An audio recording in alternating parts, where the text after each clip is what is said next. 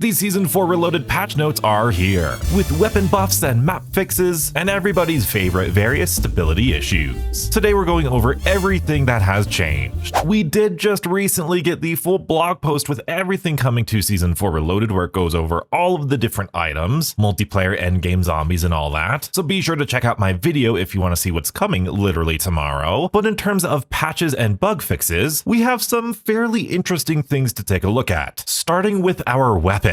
These are under the multiplayer header, so I'm very curious if this is actually going to transfer over to zombies. Sometimes zombies uses the base damage number and then Pack-a-Punch just affects it that way. I've seen that happen with Black Ops 7, but I've also seen that the Pack-a-Punch values for these weapons are actually locked on, so no matter what they do in multiplayer, it doesn't affect zombies. Either way, I'm going to be testing out all of these different weapons because there is the possibility that they can be changed, and luckily there are a lot of buffs here. Starting with the Voyak, it got a range decrease and a slight increase to its gun kick and view kick. Again, this is multiplayer focused, but this really shouldn't affect zombies whatsoever. The Maddox got a medium damage range increase, like both the range and the damage. Not sure if that's going to affect our range for zombies, if it's going off of this number. Again, I don't know. The Echo Fire Barrel got slightly decreased view kick strength and deviation and a little buff to its range. Nothing too crazy, but the AK-27 got a straight up damage buff. Little bit of a range nerf, but damage buff on the second range as well. The AK-27 is already one of the best guns, one of the best assault rifles in Black Ops 7, so this could be good news. Alongside the Anvil conversion kit, they are increasing the final fire rate from 400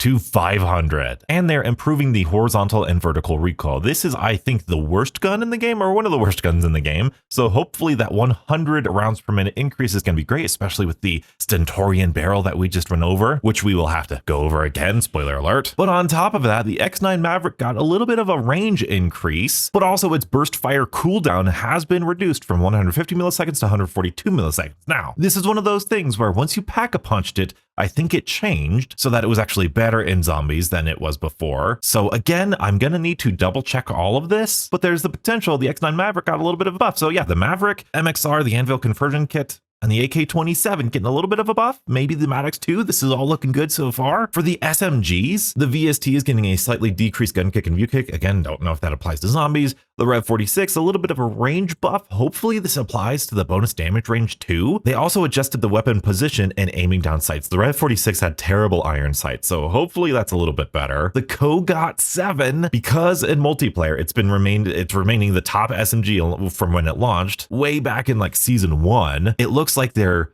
nerfing it in terms of range, damage, a whole lot. I mean, it's just 1 point here, 2 points there. But I know that sounds bad, but they are increasing the headshot multiplier from 1.12 to 1.2. So again, I don't understand how this relates to zombies, but I have seen these damages be very affected in zombies, at least previously. I don't know if they separated that, but that's the last time I'm going to preface that with that. LMG's got some ADS spread improvements from all of these muzzles, the stock, steady aim laser, really cool little minor buffs. XM325, slightly reduced view kick strength and deviation, reduced recoil, that's great. For the marksman rifle, the Warden got a range nerf, but again, I hope this applies to zombies, the head and neck multiplier got an increase. And since I test the critical shots on my DPS spreadsheet, that could be pretty game changing. The Warden, especially Akimbo, was already one of my favorite guns in the game that was kind of niche, and this just could make it even better. Oh, I love it. XR3 Ion, they improved the ADS spread by all these times with these different attachments. It's to support the brand new Vulcan minigun conversion kit. That's right, the minigun conversion kit is coming. The Grimhawk got a damage increase, range nerf, but damage increase across the board, along with the circular barrel damage adjustment. That got a little bit of a buff, so I'm going to need to retest those. That's pretty exciting. And that's it for weapons. I'm gonna say it one last time. This is all under the multiplayer section, but I have seen that affect zombies in the past, so we're gonna double check anyway. But now for some heartbreak. Well, this is actually good news. The Stentorian Brake. We saw feedback that the Stentorian Brake's penalties felt too punishing compared to its benefit on most weapons. We are removing the additional recoil penalty, as well as bumping the bonus fire rate a touch. The minimap penalty and the opportunity cost incurring from this is already sufficient to make it an interesting choice, so they removed the vertical recoil penalty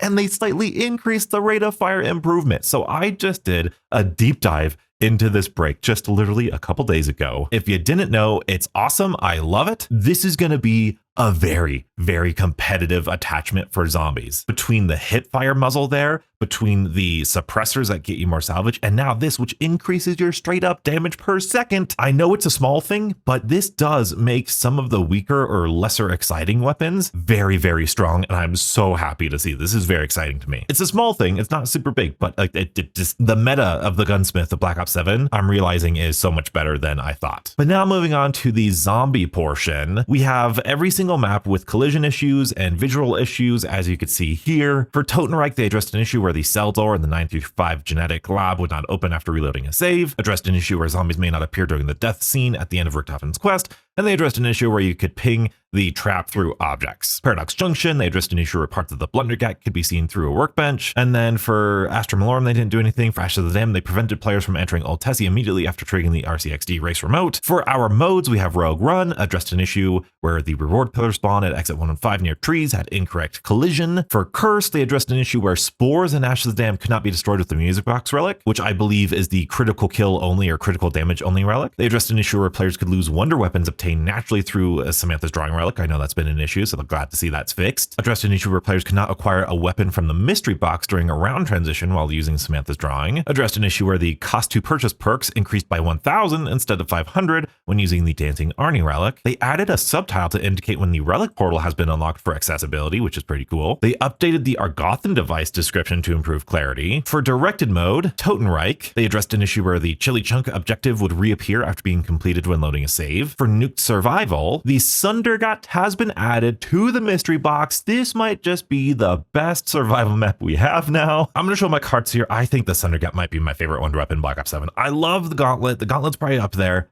LGM1 is underrated, but the Sundergat is just so fun. Anyway, closed a next point with Ether Shroud with the burst dash near the exfil, addressed an issue where zombies wouldn't appear during a failed exfil, and then for Cursed Mars Survival, addressed an issue where certain weapons were unable to damage Mr. Peaks. For our weapons, we addressed an issue where performing an empty reload on Pack-a-Punched KR762 caused a player to reload twice before obtaining a full magazine. With the extended mag attachment, that's good. You had to reload twice before you got all of your ammo with the Pack-a-Punch KRS762. Addressed an issue that allowed players to continuously purchase ammo when clip-only weapons were already at maximum ammo. For our support, addressed an issue where the lock shot could return with an incorrect ammo count after Mangler Ted task. Addressed an issue where the sentry turret could be deployed on top of the RCXD. I feel like you should have kept that. That would have been fun. Addressed an issue where players could not see their marked ping while Disciple Injection was active. For Gobblegums, addressed an issue where temporary save file was created after using exit strategy. Vehicles, addressed an issue where engine sounds persisted after Old Tessie was destroyed. For the UI, addressed some alignment issues with the HUD notifications on ultra-bright displays. I really hope they fix us having to reset things every single game. And for audio, they addressed an issue where audio would not play during the twin sister quest in Ashes of the Damned and Astra Malorum on last gen versions, addressed issues with various voiceover lines not playing, and various subtitle issues, and of course, everybody's favorite, various stability issues. And here are the changes to Endgame. Again, not that much. They fixed the and one thing happening, which is pretty good. I do know prestiging was a big problem in Endgame, and I really hope they fix it here. I know there's a skill being chosen in exfilling. I don't know about that, but I know a lot of people were having trouble prestiging and resetting their skills, so Endgame players, make some noise in the comments and let them know if that's still an issue. But now I know people are going to be very disappointed by these patch notes, and I definitely get that, but then when I actually play the game, the only issue that I have is when I spawn into a match, I have to turn on and off the objective indicators, the mission tracker, to get the actual mission tracker to go off of my thing. That is the only thing, and it was the score feed too, by the way. I had to turn the score feed off in multiplayer. That seemed to fix it in zombies from not being able to turn it on and off. But outside of that, I think with Season 5 and the Haunting event, I would love to see some overhauls and some buffs. I know with Season 3 Reloaded and with Season 4, we got some pretty fun buffs to zombies, like a whole bunch of augments were buffed. And even here, if these weapons were buffed, I still feel like this is a pretty interesting update. But what I'm going to do, I'm going to probably take comments from this video. I might do a post on my actual YouTube page post, maybe Twitter, link in the description. What things things do you guys want to see buffed in zombies? Now that I think most of the augments are fixed, most of the, egregious stuff is fixed, what sort of things, what meta shifts do we want to see? I'm going to put out there, I want a big buff to Shatterblast. I think Shatterblast could be meta changing with how it gets you back armor in that one augment. The other augment that deals more damage through armor, I think there's meta changing potential there. I'd love to see a buff to Tesla Storm and maybe even Dark Flare. And there's a ton of other stuff. Death Perception is actually kind of underrated, but I think they could do more with it. What sort of buffs would you guys like to see in the future? Let me know in the comments below and we could start advocating for them. Of course, I will be streaming as soon as Season 4 Reloaded goes live. We are going to be attempting to do the Kawakajo main quest with Lego Unlocked, J Money, and I think maybe even Stanley's coming by. So be sure to subscribe for all of these updates. I will be testing out all these different weapons, all the guides, all the things. And if you are curious about just how strong the Stentorian Brake was, because like I said, it was pretty game changing, I dissected it right here in this video. Be sure to check it out and stay beautiful.